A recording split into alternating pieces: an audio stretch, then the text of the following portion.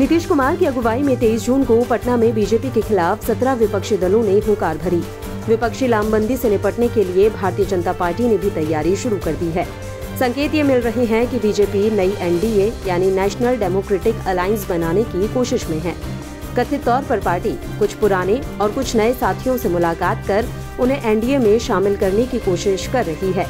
हालांकि अब तक बीजेपी ने इसे लेकर साफ तौर पर कुछ नहीं कहा है। आइए जानते हैं कि बीजेपी की क्या तैयारी है और आने वाले समय में कौन से दल एनडीए में शामिल हो सकते हैं। बीजेपी के खिलाफ मजबूत मोर्चेबंदी के लिए 17 विपक्षी दलों की पटना में महाबैठक हुई।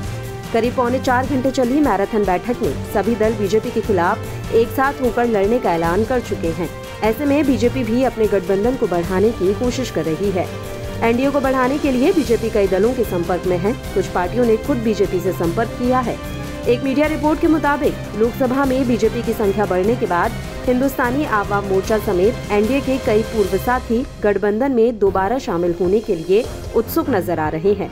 साल 2014 में बीजेपी ने लोकसभा में 282 सीटें हासिल की थी। साल 2019 में यह संख्या बढ़कर 303 पर पहुंच गई थी।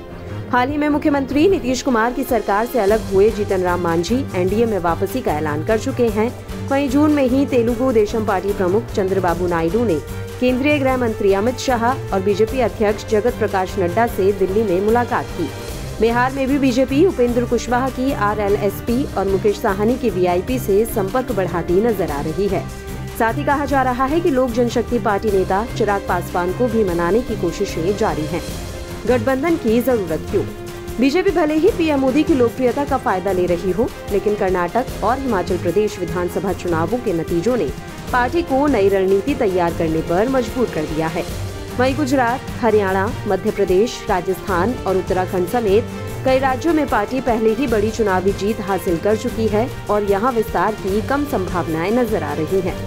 इधर बिहार, ओडिशा, पश्चिम बंगाल, आंध्र प्रदेश और तेलंगाना में अब भी क्षेत्रीय दलों का प्रभाव है। साथ ही कर्नाटक गंवाने के साथ ही बीजेपी दक्षिण भारत में एकमात्र गढ़ भी हार चुकी है। महाराष्ट्र में नई शिवसेना के साथ अभी चुनावी मैदान में उतरना बाकी है। इसके अलावा 10 सालों की सत्ता विरोधी लहर भी बीजेपी के लिए चिंता का विषय बन सकती है। अपने ही गढ़ों में घिरे दल। खास बात ये भी है कि ऐसे कई दल हैं जो अपने ही राज्यों में गैर एनडीए दलों के चलते सिकुड़ते जा रहे हैं। ऐसे में वे भी एनडीए का रुख कर सकते हैं। एक मीडिया रिपोर्ट में सूत्रों के हवाले से कहा जा रहा है कि बीजेपी ने कथित तौर पर कर्नाटक में जेडीएस, आंध्र प्रदेश में टीडीपी, पंजाब में शिरोमणि अकाली दल के साथ संपर्क साधना शुरू कर दिया है।